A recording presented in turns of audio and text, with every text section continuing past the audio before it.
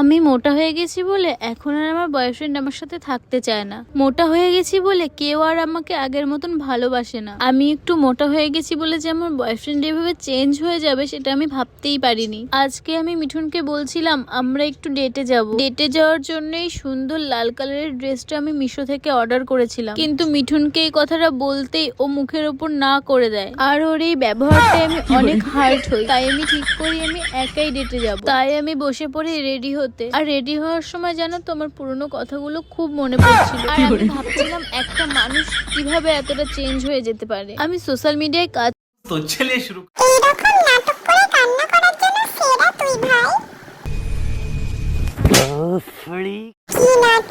কি নাটক ভগবান। अभी मैं गाली नहीं दे सकता। नहीं गाली नहीं देना। फैमिली বলছি পিয়া ছাব্বি নাটকটা খুবই সুন্দর ছিল। कोई तरीका है भीख